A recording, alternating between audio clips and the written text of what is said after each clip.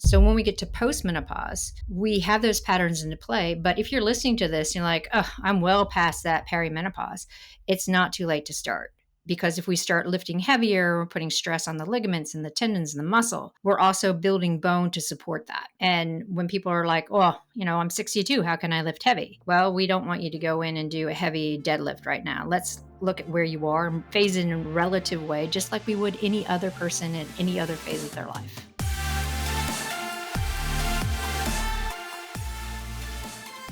All right, you guys. So today is a really special episode of the Macro Hour because I've got someone on who I've followed, I've respected, I've learned so much from over the years, Dr. Stacy Sims.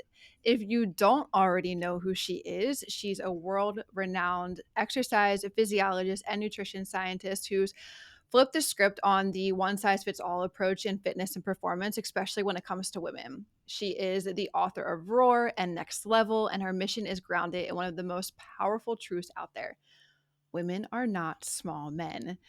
We need to train, we need to fuel, and we need to recover differently, especially for those of the women that are listening to this right now that are navigating hormonal changes as they're going through perimenopause or menopause. So today, we're diving into how women can build muscle, lose fat, feel strong, and actually understand their bodies. And this episode, guys, is going to be packed with some truth bombs, and I just can't wait to get into Stacy's brain and her drop all of this knowledge here. Dr. Sims, welcome to the Macro Hour. Thanks for having me. I've been looking forward to this. Let's go. Yeah. So, I want to kick it off with training first. I got buckets in my brain that I want to go down the path with you. I want to do training. I want to do nutrition. I want to do supplements. I want to do like recovery, and then I got a little fun game that we can play at the end if you're open for that. Okay. Sounds Cool, good. cool.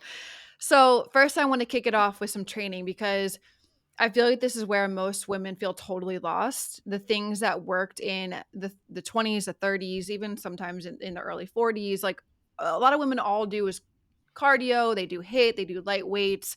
It's just not cutting it anymore. And the WarriorBabe community is super hungry to build muscle, to feel strong, and to stop spinning their wheels in the gym, but they just don't know, a lot of the places like where to start or what actually is best for their body now. So what actually changes in how women should train once they hit this stage of life, like perimenopause and menopause?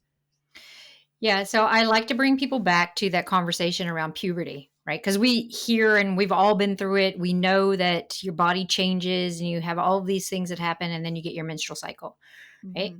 So we're on the other side of things where we're starting to see our body is unwinding our ovarian function. So what does that mean really? Like we're Yep. having more and more anovulatory cycles. So we're not dropping an egg. If we don't drop an egg, then we don't produce progesterone.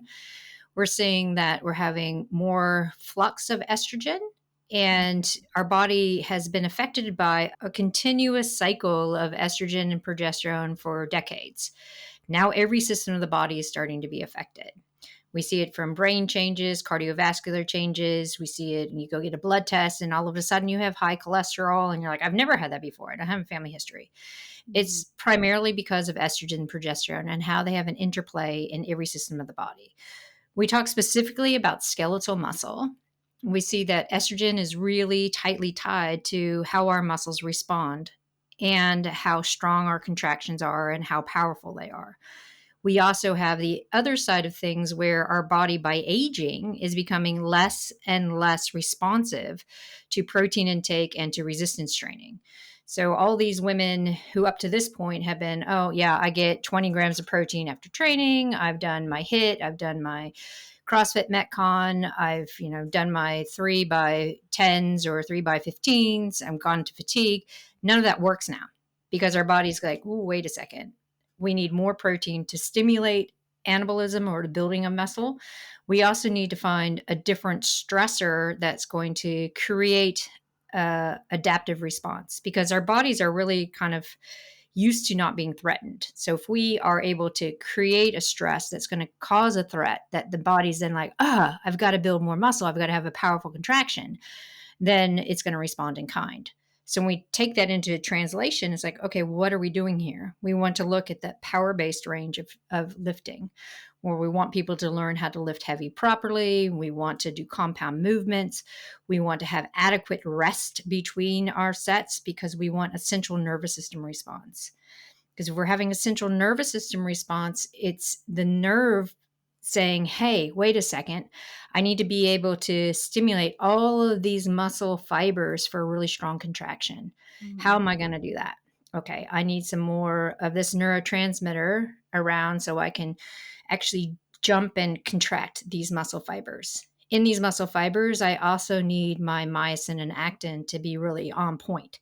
So let's stimulate the myosin a bit more so the myosin and actin contract strongly and bond together.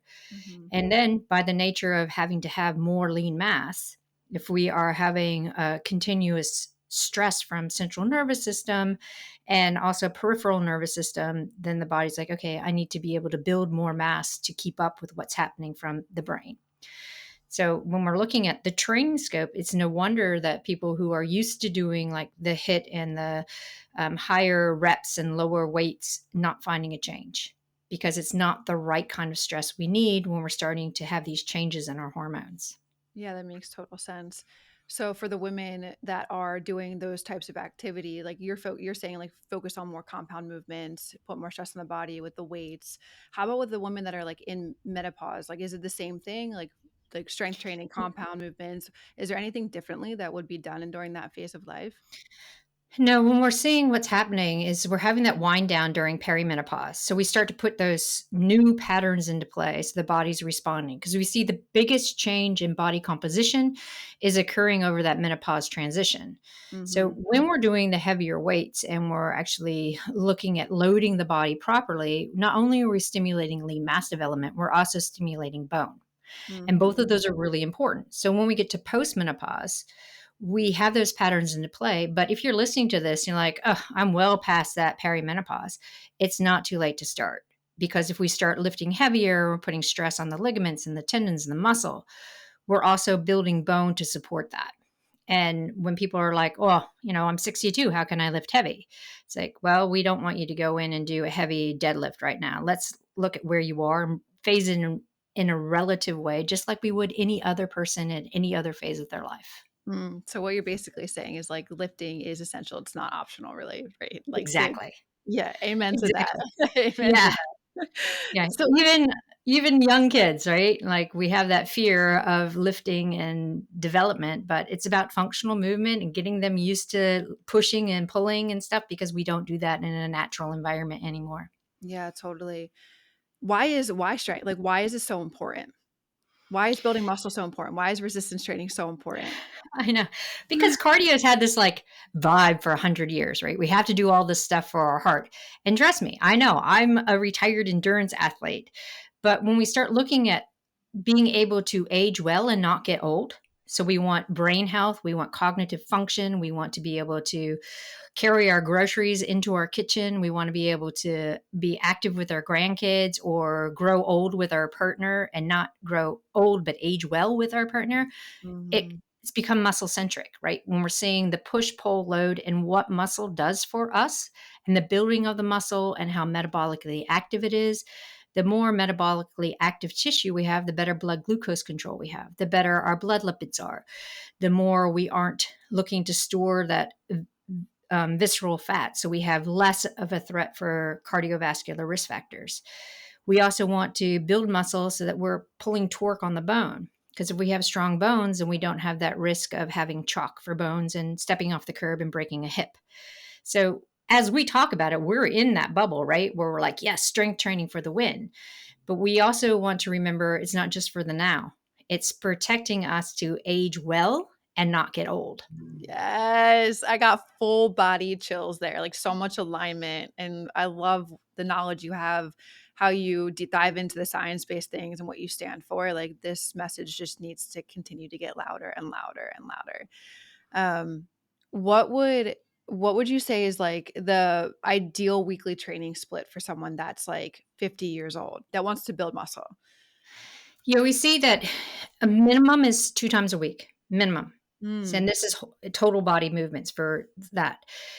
If you are looking to actually build on top of the strength, so if we're doing total body compound movements, we're really focusing on the strength, and that's great. If we want to start accumulating more lean mass, and that's bone and muscle, then we're looking at 3 times. That's a Mm. minimum. You don't really want to eke it out to going every day, which some people are like, oh, more is better, because we also really need to focus on recovery. You can't build without recovery. Yes. So people are always like, oh, I can't spend that much time in the gym. Like, if you have an hour a week, divided into 20-minute segments 3 times a week. You can get a lot done in 20 minutes in the gym when you're looking at strength training. Heck yeah, and so many women think like like they're more about moving the body more. They've come from the age of I need to eat less and I need to train more. And the narrative is like less is more, right? Like Yeah. what would you tell somebody that because we see women that like want to train 6 days a week and they're like having a hard time even breaking that type of habit and understanding, hey, less is more, 2, 3 times a week is all you really need. How would you navigate a situation like that with someone and just be like, hey, we need to pull it back and why? I feel like that's a conversation I have every day, many times a day. I bet, same. I Yeah. should, like, go to this podcast and listen to it, and the answer is right there. Yeah. Um, yeah, I mean, again, coming from the endurance background, a lot of my friends are still in that. And I have friends who are coaches and that kind of stuff. And so they're still locked in that mentality. And then the general everyday person is like, oh, I need to get X amount of steps per day and go to the gym and do this and that. I'm like, well, actually, what we want to do is we want to polarize.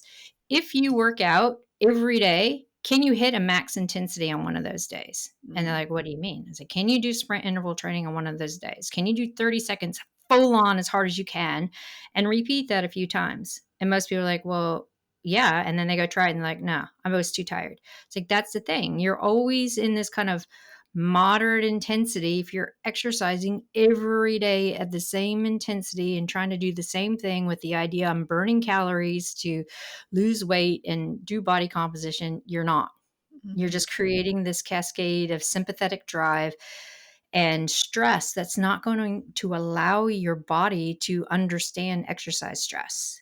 From a mental standpoint, sure, maybe we do want to go outside every day, but it doesn't mean do the same intensity every day. If we pull it back and go, we want 3 key training days in a week, and these are the intensities that we want. And when you go to lift and we're only lifting, it's hard. Like you leave feeling like you've done some work. It's not about supersetting to try to get the burn. It's about actually putting in that hard work because that's how the body responds. So when yeah, we start putting in these little teasers of tests of how hard can you go and how well can you recover, people start to get it. It takes some time, but it's all about let's see how you can polarize it. yeah. Here we have a hill that everyone likes to walk up. I'm like, how long does it take you to walk up the mountain? And people are like, oh, I don't know. I go up and down a couple of times. Like, well, let's go up once and try to get up there in 12 minutes. And most people are like, no, I can't do it. I was like, if you're rested and recovered, you can do it. So Mhm, then people try and like, oh my God, that was so hard, but I feel so good. It's like, yeah, mhm. but don't do that every day. I love that. I love that you touched on, the sprint intervals too as well. I've been loving your recent, like, content that I've been learning and listening to about the sprint intervals. What's your take on that for, versus, like, doing lists and doing steady state cardio? So I don't want to take away people's soul food, right? Yeah. And when we're looking at it, people like to do low intensity work because it's a social thing and it's a stress relief. That's fine. But when it comes down to the bread and butter of what we're trying to do with regards to maximizing cognition and looking at attenuating any kind of cognitive decline, as well as better metabolic health and body composition, we have to put in that sprint interval. So it's that balance, right? It's like, yeah, I'm not a huge fan of sprints. I like the feeling afterwards, but I know how beneficial it is, so I'm going to do it. But then on the weekend, I'm out on my bike for hours with friends because it's fun and it's social. So Mhm. that's what I mean. It's like pick your quality during the week if you can, and then you want to find that soul food as the way to feed your soul, but not to be the be all end all of what you're doing. Amen. I love that. And I love it so much more too because you have that endurance background. So you can speak to like blending in the best of both worlds. And I find that when people, women in particular, when they're in their mid 40s and they used to do endurance, now they get into it and they're like, I feel slow. I don't feel like I can run. I can't ride very well. I don't know what's going on. And they become disenchanted with what they used to love. It's like, well, let's just pull it back. Don't do it every day. Don't do it for hours and hours. Let's pull it back. Let's look at the quality. Let's look at where you want to go. And you can find your soul food again. Yeah. One last question on training, and then I want to dive into the bucket of nutrition. Is there a best time, like, to train based on the hormone fluctuations that say we're not in perimenopause or menopause, like the fluctuations that maybe like a normal, not normal, that sounds terrible. You know what I mean? We're still getting our menstrual Reproductively, period. Yes. still in your reproductive years. Yeah, Yes. yeah. Yeah, yeah. Is there a best time to train, like, during those cycles that we go through on a monthly basis? Yeah, so the science has evolved over the past 6 years, which I'm happy to see because now we have more and more research on women. Yeah. And part of it is we know from a molecular standpoint what happens when we have low estrogen, progesterone. And this is when we can really go hard, we recover well, we have all these great things going for us, including our immune system. Then after ovulation, we start to have a change. We have to be a little bit more cognizant of what we're doing. But we don't know when people ovulate. Even women don't really realize if they ovulate or not because you'll still have a bleed, but the bleed pattern might be a little bit different.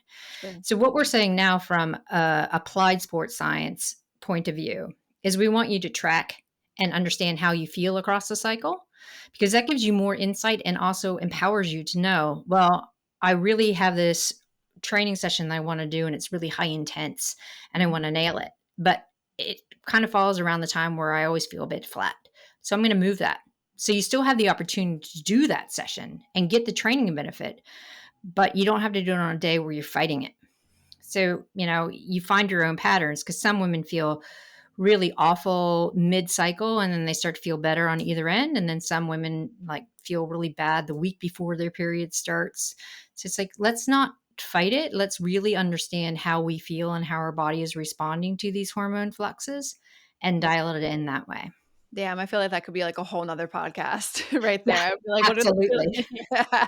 Yeah. So and that totally could. I want to keep going with the question. I got so many questions for you, and I want to pack it all into this one episode. But let's shift our gears to nutrition because that's where I feel like a lot of women are stuck. Like I feel like every conversation I have with someone on the nutrition topic, it's like I'm looking at it like a deer is looking at headlights. Like Yeah. women are eating like 1,100 calories, 1,200 calories, thinking that it's going to help them drop fat, it's going to help them drop weight, but they're not seeing the progress that they want to see. And in fact, they're gaining weight, they're losing muscle, or they're feeling just constantly exhausted. So, and they think that something's wrong with them, right? Like that's a narrative that I hate to hear. And I want anyone listening, it's like, that's not the case. You're not broken.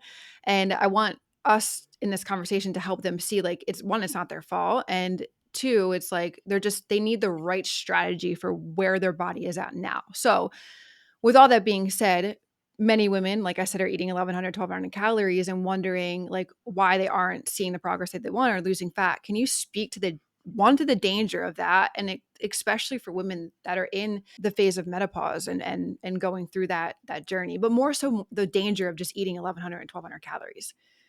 Yeah, it's not enough. Like Yeah. we've been caught in this narrative probably from the 100 years of cardio stuff where, calories in, calories out, eat less, burn more. And we have to remember that inherently we are biological beings that require food. And if we are not eating enough to support just general health, the body perceives it as being a threat. And the Mhm. body is like, wait, I want to stay alive. So I'm going to start conserving every possible high metabolic cost that I can. So if you're only eating 1,100 to 1,200 calories a day, that's not really even enough to touch a resting metabolic rate. We Mhm. see on average a resting metabolic rate is around that 11 to 1,200 calorie point. So that's like lying in bed and not even blinking, right? So this is just the basic amount that your body needs to survive from all its breathing and heart rate and blood circulating and brain and everything. But as soon as you get up to pee, you need more calories. It's like Mhm. your body needs food to do all of these energetics. And if you're not eating, your body's like, I'm bringing it all down. I'm only going to allow the essentials to work well. So I need to preserve the brain, and I'm going to keep trying to fuel the brain. I don't have enough blood sugar, so I'm going to start using some free fatty acids or ketones and amino acids. Where does that come from? It comes from your lean mass. Your lean mass is very metabolically active. And that's one of the first things the body is going to go after and say, hey, you're too metabolically active. I can't conserve you. So I'm going to break you down and use you for the sum of the parts. So when we start seeing women who aren't eating enough, we see this, right? They put on belly fat, they put on a lot of extra subcutaneous fat. They look a little bit puffy. They're losing lean mass. They're not responding to training. And then they can't sleep well, right? Because they're in this sympathetic drive where their body's in this really highly stressed state of there's no nutrition coming in. How am I going? Like, I'm getting ready to fight or flight, is that continuous feeling. Mhm. When we get into the menopause transition, unfortunately, we see a big shift in body composition with this change in the hormones because the body is under a sympathetic drive. So that's why we are always thinking tired but wired, because we're having these shifts and the body's under a little bit of normal stress from these shifts because it's starting to find a new biological set point. So we start seeing conversations between the liver and free fatty acids that are floating in the blood, where now the liver is like, I need to store you in and around the organs in case I need to be able to access you, which is why we get visceral fat. We also see that we have less ability for insulin to pull sugar into the muscle. We have more insulin resistance. And it's because the body's like, I need to conserve blood sugar. I need it for the brain. So there's all these things that are going because we're under a bit of stress. So if we're like, let's feed the body and let's train appropriately, we start to see better conversations across the organs, which allow us to not store visceral fat, but to take fatty acids and put it into the skeletal muscle to be used at rest, to increase our body's ability to pull glucose into the skeletal muscle and the liver without insulin. So we start to see better metabolic health. If we're not feeding it, we don't even start to have an impetus on that. I feel like everybody needs to rewind that whole last bit and just listen to it over and over and over again. Like, I'm over here, I have chills and I'm screaming yes in my head because of all that you just said. Like, I'm so glad you just said that. And the way that you broke it down makes it so understandable as to what is actually going on, because it's not like a lot of women know, like, hey, this is what's happening around in my liver. It's visceral fat equals this. Like, it's not, the brain doesn't compute like that for women that don't have the knowledge that you have, or the bubble that we're in, and we eat, sleep, breathe this kind of stuff. So I just thank you. That's the Well, exact message that I just want to continue hammering home so women can understand how important it is to eat food, and eat the right amount of food. and enjoy it. Exactly. And enjoy it. Yeah. I don't How, like the stigma, I right? mean, We all grew up in that stigma, like the no carb, low carb, high carb, low fat, like there's always a stigma around one of the macronutrients. And so everyone has this disconnect about what it means to be nourished versus what it means to eat ultra processed food and be overfed and undernourished. It's like, I yeah, want people to come back to understanding a relationship with food that makes them feel good yes. and to eat well and to eat and have that benefit of being fed well. And you can't expect to build a strong body while you're underfeeding it. No, you need abundance, not overabundance from crappy food, but abundance to stimulate the hypothalamus to say, yeah, let's go in and build this muscle and let's get rid of this extra fat because we want more metabolically active tissue to help us do all these things that we want to do. Yeah, actually, let's dive into that. The flip of, okay, so we talked about what happens when you undereat. When you start actually giving your body the food that it needs and it wants, what happens in our body at that point? Yeah, so this is where I've been having lots of protein conversations recently Yeah, I was gonna because it's dive into that eventually. yeah, yeah, because we're starting to now see the spotlight on protein as a macronutrient. Mhm. And people are wondering, well, why? Why are we all of a sudden talking about protein? Because now we're having more and more studies around it.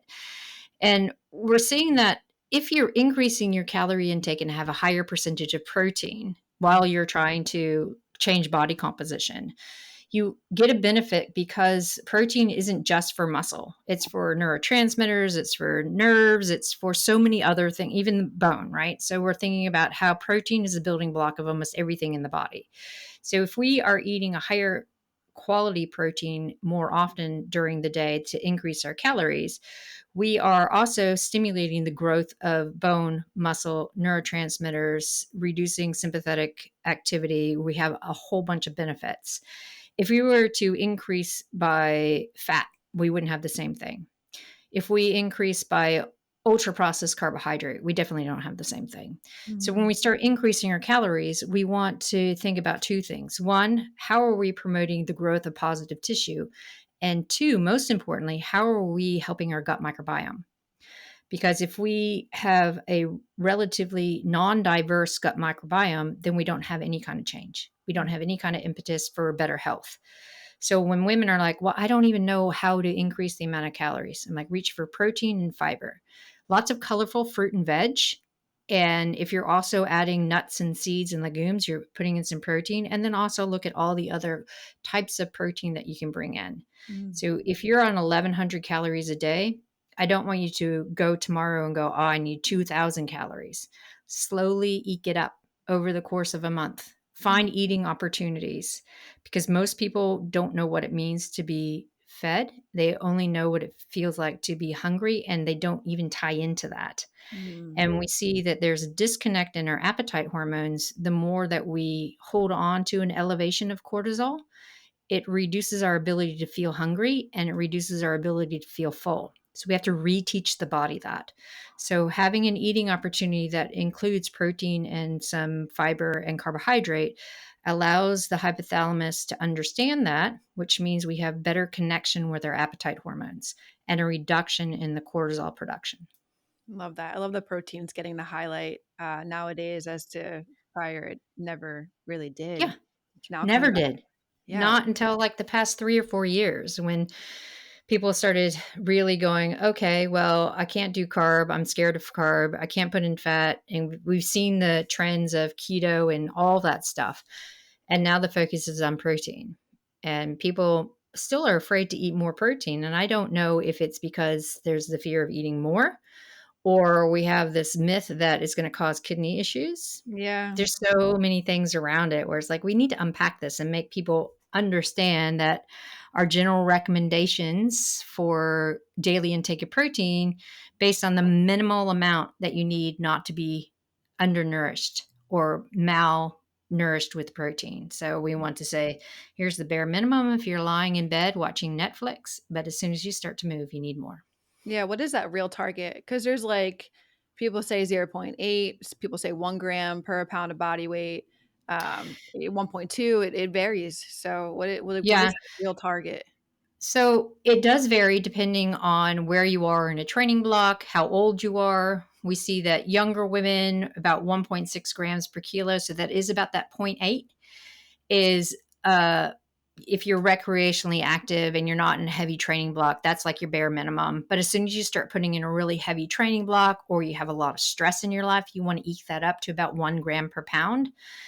When we start to get older, like I said, you hit your 40s, mid 40s, you become more anabolically resistant to protein and exercise. So this is where we're like, definitely low end target is that 1 gram per pound. Mm. Heavy training, heavy stress, heavy travel, just eke it up to 1.1, 1.2. But it can fluctuate depending on where you are and what your lifestyle is with regards to stress and building.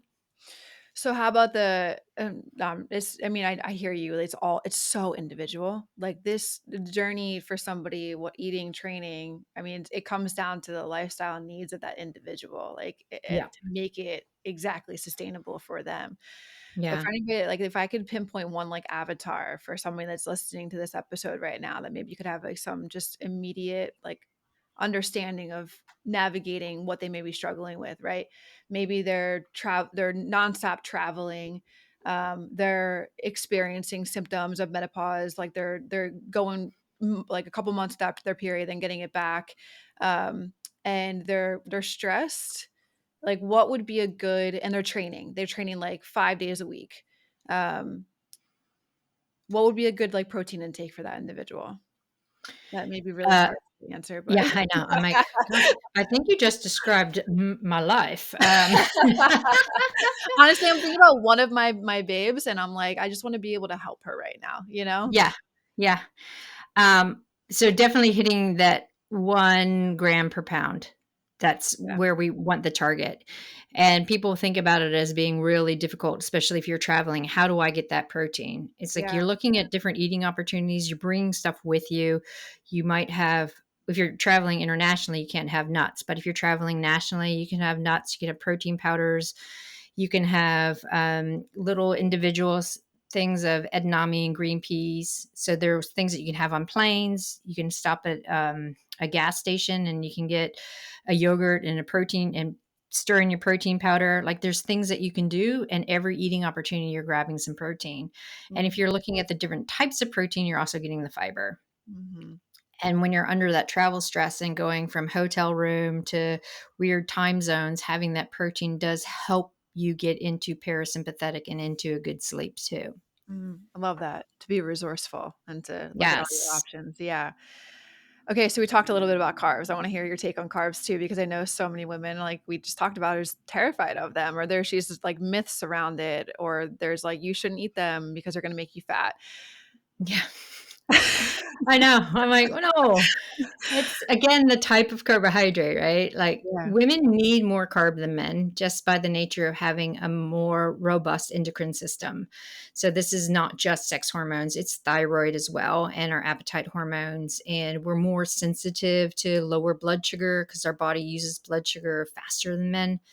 So when mhm, we're talking about carbohydrate, I think the fear came from all the super high carb diets that were in vogue in the 80s, early 90s, and it was pasta and rice and bread, and then people who weren't active were also trying to follow that, but it morphed into a higher sugar content. And so we have to unpack what carbohydrate means. We want to look at lots of variety of carbohydrates. So yes, that's fruit and veg, it's the whole grains. It's also like sprouted grain bread or sourdough bread. Don't be afraid of it because it's all super beneficial. It's fits in with if you're having protein with it, it helps moderate blood sugar. If you are someone who has a sweet tooth, you find a time and a place. So if you're like, okay, right after training, that's a great time to have a higher sugar content because that sugar is going to get put into your liver and your muscle even without insulin. Because we know that post exercise is an acute recovery period where your body just soaks it up. So mhm. there is a time and a place for the things that you think, oh, I shouldn't have. But for the most part, you should be having lots of different colorful carbohydrate oriented foods with your protein at every meal. Again, that helps with gut microbiome, but also it helps stabilize blood sugar. Love that. How about cycling or like, timing around the workouts as you just mentioned? Like what's the deal around that? Or should it just be like a, hey, focus on getting your carbohydrate intake balanced throughout the day based off of the fruits, veggies, whole grains, sprouts, all that kind of stuff. What do we do? I know. What do we do?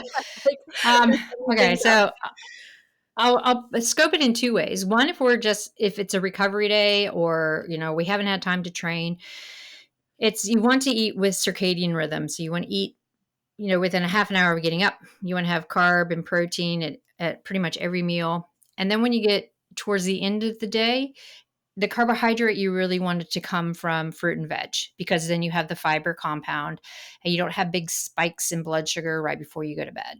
there. And we also see that the higher protein content at dinner also helps feed forward to more metabolic recovery and repair while you're sleeping.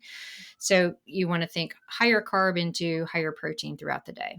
Mm, If we're looking at a training scope, if we're going to train first thing in the morning, we get up and we have a little bit of carb and protein, not a lot, 15 grams of protein, 30 grams of carbohydrate. So people are like, what does that look like? A couple of tablespoons of low fat Greek yogurt and a little bit of honey. There you go. mhm, perfect. Um, then you have your real breakfast half an hour, 45 minutes after training. Mhm, And with that breakfast, you want a good hit of protein and some carbohydrate because we're going to take advantage of that open window to pull carbohydrate in to stimulate the hypothalamus that we're not under exercise stress anymore. Let's start rebuilding and repairing.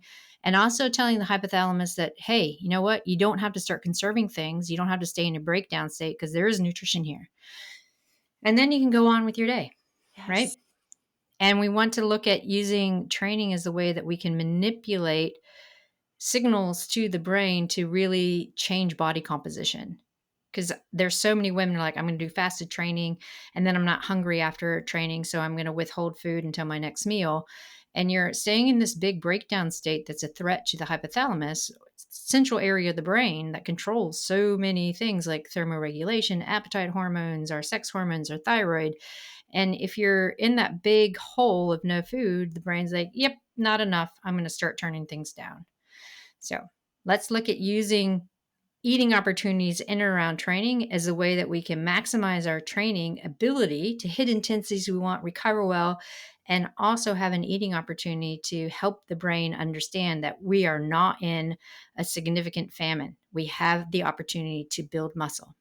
Mic drop. Yes. Say it louder. Let's eat some food, please. Yes, amen to that, man. Oh, I remember when I told, people when I first, like, got into the fitness space and was learning all of these things, man, so it's over a decade ago now. But I remember telling someone that they should try to just give them body a little bit of food before they work out, and it's like, "No, I've never done that before. I can't do that. I'm never hungry. I feel like I'm gonna get sick." What would like, the way I would explain it is like, well, yeah, your body's just never been used to that before. You've been Yeah. like that for you've been doing that your whole life. Your body needs to try something different. Like but you need to put something into your body to do exactly what you just broke down scientifically. W Yeah. I yeah, still have pushback. Still, "Oh, I can't eat that early in the morning." I'm like, "I'm not telling you to have a full meal. I'm just yeah, saying bring your blood sugar up. exactly, and Give just it some like amino acids, a just a little bit." yeah, a Yeah. couple bites of, Greek yogurt and honey. It's like Yeah. nothing, but it's Yeah. the perfect amount that you need. Yeah. Exactly. Yeah. Hey, while you're listening, if you're getting value from this episode, take a moment to tap that review button or share this podcast with a friend. It's a small gesture that goes a long way in helping more women find their way to feeling stronger and more confident in their skin. I appreciate you so much for taking the time to support this show. All right, how about some food? Like, are there any foods or nutrients that women should focus on, more specifically to support like estrogen and cortisol and thyroid function? Like, are there specifics that you could like maybe hammer out, like 3 or 4? So when we're looking at whole food nutrition, right? The big thing is taking care of the gut. So that's all of our fibery fruits and veggies and whole grains.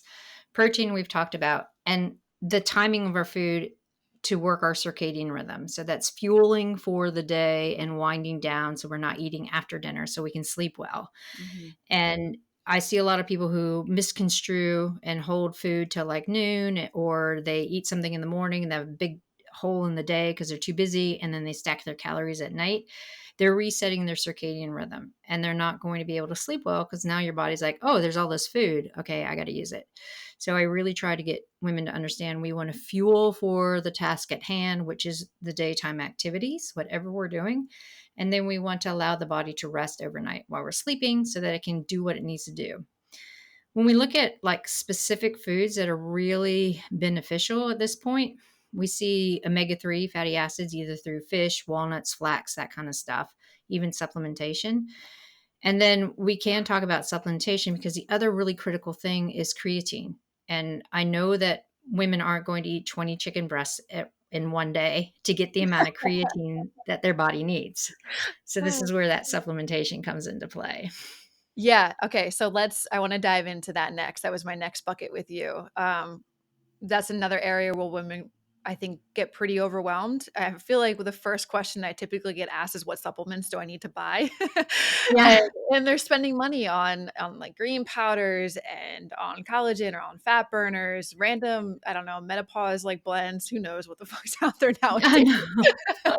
And half the time they don't even know what it's for. So I'd love for you to just like cut through the noise on like what's actually worth it. And while you just brought up creatine, I would love you to dive down that because creatine's getting a lot of attention right now for in very positive ways. And I would just love Yeah. your take on it. Yeah. So if we think about supplementation, it's like the icing on the cake, right? And we see that it is highly unregulated.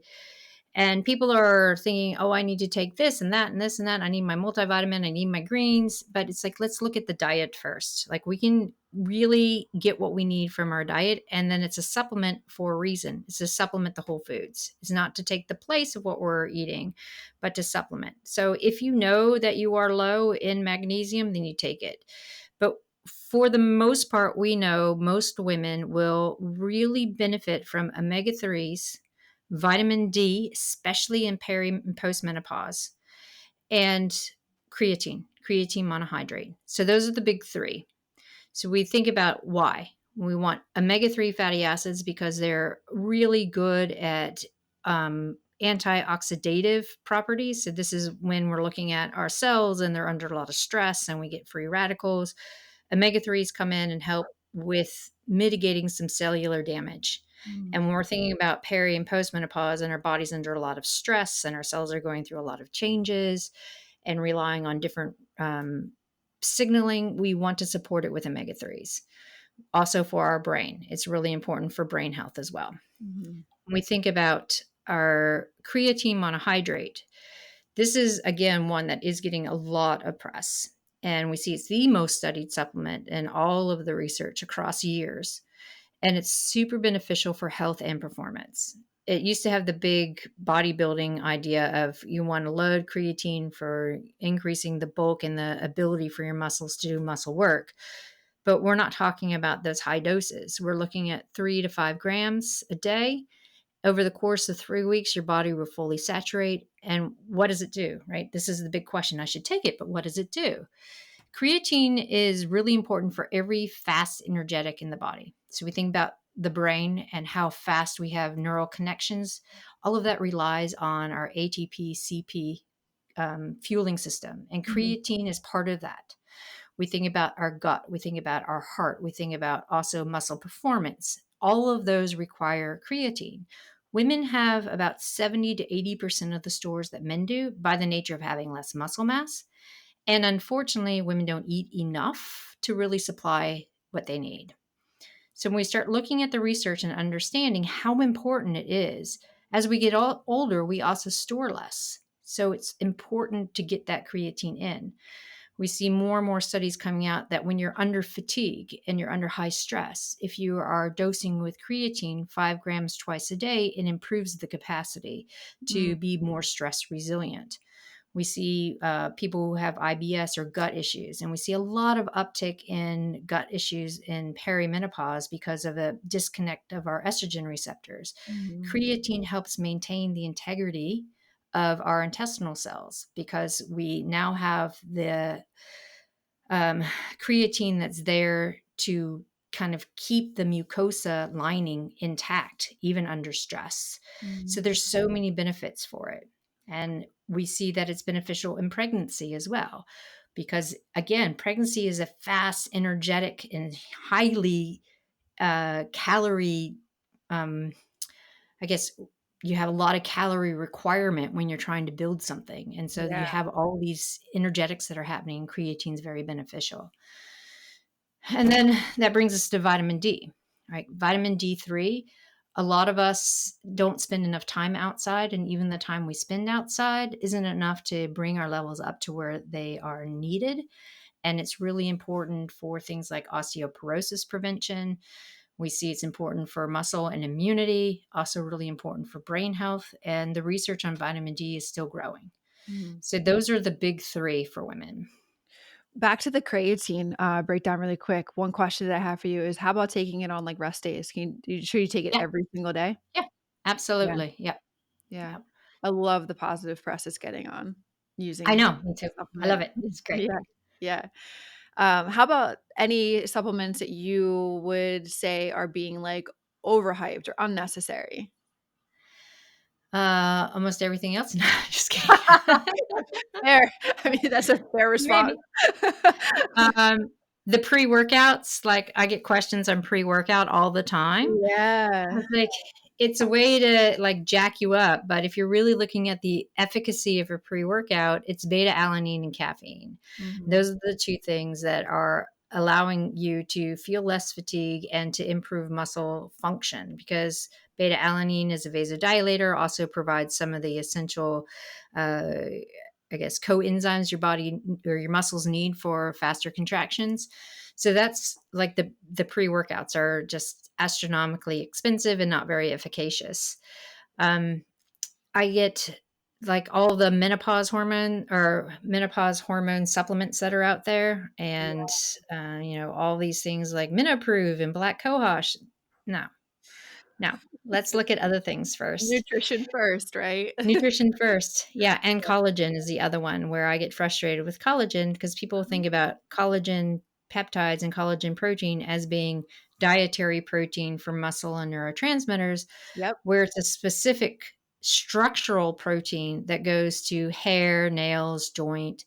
And there is some research there to say that taking collagen supports those structural things, but it's hit or miss depending on what kind, what type, when you take it. So people are like, I have a lot of protein with my vital proteins or, my collagen proteins. Like, no, it's not the same. So So, just to be clear there, it doesn't count towards your protein intake for the no, day. it Thank you. does not. Thank you. Does not. Yes. I appreciate how clear you make all of that, because there's a lot of confusion out there. It's like, Absolutely. yeah, Yes. get the Yes. foundation right, and you don't need to waste your Exactly. money on all the things. All the Right. stuff. Yeah. Right. Okay, cool. Let's go to, the next bucket, and the last bucket that I got for us tonight before we dive into, like, talking about, I wanna play, like, a myth busting game with you. So I want Okay. you to be like, "Is it BS or is it true?" Alright? Okay. Okay, but before that, I wanna talk about, you've touched on it a little bit all throughout the episode right now, is recovery, it's sleep, it's stress, it's cortisol. Like, we always say inside of, WarriorBabe, that training is only, like, half the battle. I love saying that, like, you don't build muscle in the gym, you break it down, and then you build it and repair it afterwards, and recovery is Exactly. actually, yeah, where the results actually happen is in the recovery. But a lot of women are dealing with poor sleep, they're dealing with high stress lives, cortisol through the roof, hormonal chaos. And they're always wondering, like, why my weight won't budge, or why I can't see the results that I want to see. So I'd love to talk about those pieces and how they play a role. One being, like, the first question I would have is, how does recovery need to shift for women in menopause? We need to put more of a focus on recovery, because we have this sympathetic drive and a higher baseline cortisol. So how do we look at recovery? One, it is bookending your training with nutrition, because that's how we can actually help with the signaling for reparation, is with Mhm. the food, especially before and after training. We think about mobility and looking at like foam rollers and those kinds of things. Super important. I think I spend more time warming up and cooling down now than I did before. I spend less time training and more time mobilizing. We kind of laugh about it, but it's really important. I need to become more like you. I need to do that.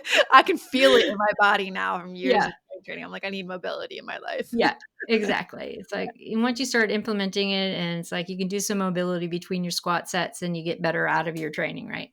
Facts. Um, but then we think about all of the things that are circulating about Normatec boots, cold plunge, sauna, all these other things that are supposed to be for recovery, but are they really? Does it add more stress? It depends on how much time you have, right? If we're thinking about having to specifically go somewhere and do a cold plunge, and does that stress you out to go there and do that? Mhm. We think about going to a sauna specifically, because we see people who are on social media stepping out of their sauna. If you have it in your house, it's great. If you are somewhere where it's really close and you can tie it into your training, fantastic. But don't put an extra stressor on you just because you think you have to. Right. So it's not necessarily about what's available, but it's about how does it fit into your life. And I think one of the biggest things that women don't do is own time for themselves. We see when you start taking ownersness of what you are doing and own your own time, it's like weight is off your shoulders. Guilt has no room, right? I struggle with it, of course. I think every woman struggles with it, Totally. but it is an emotion that doesn't do anything except break us down. Mhm. And I try to reteach people how to kind of deal with that, where you're looking at 10 minutes, and surely you can find 10 minutes. Maybe it's 10 minutes when you first wake up with no noise, right? No one else is up, and you have those 10 minutes just to have no noise, be up, go outside if you can. If not, don't worry about it. Just being able to have those 10 minutes to recenter and find that time for yourself. Training, right? Write it in your calendar as a wellness meeting. It's a non negotiable. It's your time. Because if we can't show up for ourselves, then we're only half assed showing up for other people. And when we start owning that for ourselves, then we start reducing the stress, because now we're like not going, oh, shoot, I have to do training, but yet I feel like I have to go pick my kids up and this and that. So you schedule it, right? It becomes a time for you. And Amen. it doesn't have to be every day for scheduling the training, but that 10 minutes is non negotiable every day. Yeah. Because if you are able to find that quietness for 10 minutes, when you get into a highly stressed state, you bring yourself back there and remember what that is. And yes, it is part of the mindfulness training that people do, but it's really beneficial when you're like, okay, I have these 10 minutes. I can calm down. I wake up. I'm not blasted by all this noise. And then later in the day, when you are blasted by all the noise, you're like, okay, I'm just going to take myself back to those 10 minutes. And Amen. even when you wake up in the middle of the night and your brain is circulating, then you have the ability to go back and say, I remember what that breeze felt like, or I remember opening the door and feeling the cold air or the warm air. Like, you bring yourself back to those moments in time, which allows your body to just go, relax, Back to sleep. back to sleep. Yeah. Oh, so good. I'm so that was such a powerful response. I'm so happy that you touched on that. I think that's really like it just taking that time throughout the day for yourself can make a huge difference. And Yeah. compounding it over time. Yeah. I find like a lot of people who are driving around, right? And we have the radio on, we have the news on, and it takes a lot for you to turn it off and Yeah. just be driving. Yeah. And it's amazing when you turn it off and you just like have the windows down a little bit, even if you're in traffic and you have all the noise around, roll your windows up, turn the air on, but try to have that no noise in the car. And all of a sudden it's not road ragey, because you have that constant chatter, and you might not like the music, you might not like the DJs or what they're saying, and it's just another level of stress. Yep. I'm not saying you have to do it all the time, but it is very helpful just to have those let's turn it off. Totally. There's some reason why when I drive home after the gym, I don't want any music on. Like I just really Yeah. enjoy that when it's super Yeah. quiet in the car. Yeah. Exactly. Yeah. Okay, can you speak to the impact that cortisol and chronic stress has when it comes to trying to lose fat and trying to build muscle? Yeah. So I think cortisol also has gotten a bad rap because we need it. It's an essential Yeah, hormone for our body, right? true, true, We true. need it because we have a cortisol awakening response. It naturally comes up and allows us to wake up. It also winds down, allows us to kind of relax to get to sleep. Mhm. And it allows us to respond to a stress. If we're all of a sudden slamming on the brakes, we're like, ah, right? So it's really necessary for our survival. And with weight But training what's not, too as well, it's yeah, good, response exactly. for yeah, totally. Yeah. But what's not good is when we're in that highly stressed response and our baseline cortisol is elevated. So we're fluctuating between an elevated baseline and a new high. Mm, So we need to find ways of downturning that. Because if we don't find ways of downturning that, then we're always in that tired but wired state, which is a stress state for the body. And if we're in that stress state, it's not going to allow you to lose weight. It's not going to allow you to change body composition.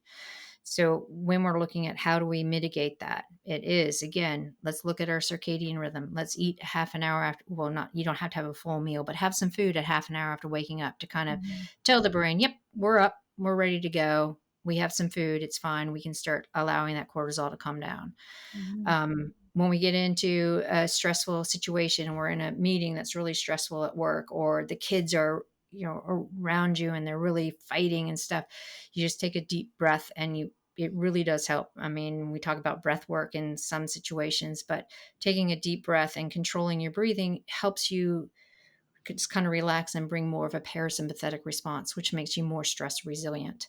So Mhm, there are small things to do during the day when you're starting to see those stress points to kind of bring cortisol down. And when you get more control of that upper baseline to bring it down, then your body's like, okay, Now I can concentrate on manipulating things I don't need, like bringing more active tissue up and getting rid of some of the less active tissue. Totally makes sense. Thank you for breaking it down. I think that's so important. Like, a lot of women don't realize how much stress can have, like, it's a silent killer to progress. So being able to, Absolutely. yeah, like, you can't out train a nervous system that's in overdrive, essentially. Exactly. Yeah. Exactly. And the other thing is give yourself permission to not train. Give yourself permission not to rush. Give yourself permission to go outside and sit in the sun and have a cup of coffee or just stare at the sun. Like, it is okay. You don't have to jam your day full of go, go, go, go, go all the time, because we're not designed to do that. I just love that you just touched on that because I think a lot of people and women and men just try to, like, power through their day and don't Yes. try to, like, slow down and like soften a bit, you know? Like, it's okay to do Yeah. that. It's the hustle culture we live in. It is. That was like, I was at the gym this morning and I'm the American surrounded by all the New Zealanders or the Kiwis. And they're like, "What was your trip like last?" And so I was explaining my days when I'm in the States, because my days in the States are really, really jammed. I know it's a short period of time, but super, super jammed. And they all turn and go, "Oh my gosh, they like workhorse you to death. That culture is just like go, go, go, go. I couldn't live there." And then in my head, I'm like, "Yeah, but it's a bit too slow here." It's it's the mix, right? I've had It to is a mix. work the California mindset out of me to understand that things take a little bit longer and it's okay. But, you know, So it's funny that you touched on that, is that it is a Western culture thing, like, it is, like, totally it the is. US, just hustle, grind, like, push, that's just the vibe here. But I know, that's so funny that but you we said now we have a society of underslept, overfed, sick people, and we need to reverse that. amen. Yes. Oh, Yeah. it's been a breath of fresh air having a conversation with you. I love your brain and the way you break things down and make it just really simple to understand, and the message that you continue to pour out into the people that need to hear it. It's just thank you for your work and what you No, do. thanks. I appreciate it. Yeah. All right, let's have some fun and do a little like rapid fire myth busting round. You cool with that? Sure, All let's right. go. I'm gonna throw out some like common beliefs and you tell us if it's true or if it's not or it's BS. Okay, Okay. You can't build muscle after 50. that's totally not true. Cool. You should fast longer in menopause. No. Protein protein needs increase with age. Yeah, Yes. cool. Creatine is beneficial for women, especially postmenopause. Yes. Yeah. Carbs cause fat gain in menopause and or in general. That depends on the carbohydrate, but generally, no. If you're looking at the good carbs, no. If you're looking at ultra processed protein Pop Tarts, yes. Fair. Thank you for that added specification. Yeah. Um, Lifting heavy will make you bulky. No. I Yeah. wish. I wish, but no. Uh, you need HRT to see results after menopause. No. You can't lose fat during menopause. No. You can. Eating after 7 p.m. makes you gain weight. No. It Thank interrupts you. sleep, but it doesn't make you gain weight. Yes. Wait, say that one more time. You can interrupt your sleep. It interrupts sleep, yeah, Yeah, but it won't make you but gain weight. won't make you gain weight. Gotcha. And then last one, sleep quality directly impacts fat loss and muscle gain. Absolutely. Yes, let's go. Whoop, Thank whoop. you. You're welcome. Um, so many people need that's just that right there. That like everything that you just shared in that whole episode, everybody needs to. I want people to just go back and listen to the whole thing over and over again. Thank you. Yeah, I wanna play it for all the bro science guys too. Yeah, dude, please, please, please, please. Like that the message you're putting out there about women not being small, tiny men is like a breath of fresh air. So please keep with that message. I will. I will. Well, Nothing else to do. Let's just keep fighting. yeah, amen. I'm on your train, girl, for sure, Thanks, 100%. man. Thanks. Yeah. Well, this has been an awesome episode. Seriously, thank you so much for bringing the fire. You're an absolute force, and I appreciate the science. I appreciate your knowledge, and more importantly, like I appreciate your empowerment that you're giving women on a daily basis. And I know that our listeners are going to walk away feeling educated, more importantly, seen. Like I think women, Yay. like in this industry, in this field, and what we're doing right now, like it's so important that this message continues because they're feeling seen and heard and ready, and I know they're ready to take action. So where can people find you? Like, let everyone know where, add your plugs in here and like where they can grab your book, where they can dive deeper into your work. Where can we find you, Stacy? Yeah, the website, Dr. Stacy Sims, has everything. And you can sign up for our biweekly newsletter that I try to like put some new science and stuff out there and what's going on Instagram and Facebook. We just removed ourselves from TikTok. It's not a fan of that platform. Mm. Yeah. So yeah, you can, And anyway, so who yeah, knows? it's okay. Um, Yeah. So yeah, you can find me there. And if you want to order the books, I always tell people to try to find it in a local bookseller because they can get it in for you, support the small businesses. Love that. But if you can't because you live in the middle of nowhere, then you can always find it on Amazon or Barnes and Noble's websites. Cool. Thank you. And hey, everyone listening, if this episode hit home for you guys, screenshot it, share it, put it on your stories on Instagram, tag me, tag Dr. Stacy Sims, and let us know what clicked the most for you in this episode. Because I know for damn sure this is one of a kind of information, that can totally change lives. So thank you for being here, Stacy. Thank you for your time, being all the way across the world right now into the next day. Appreciate you, and just continue. Please keep pouring in the message that you have to spread. It's so important. Thanks so much. And you keep doing what you're doing because it is actually teamwork. Amen to that. Let's go. Cool. Yes. Thank you so Thanks. much. Real quick, if this episode resonated with you or gave you the push that you needed, I'd love for you to pay it forward. Drop a quick rating and review, share the podcast with someone who might need it, and help me keep spreading the word. Your feedback not only helps the show grow, but it might just be the nudge someone else needs to kickstart their transformation. Thank you so, so, so much for your support.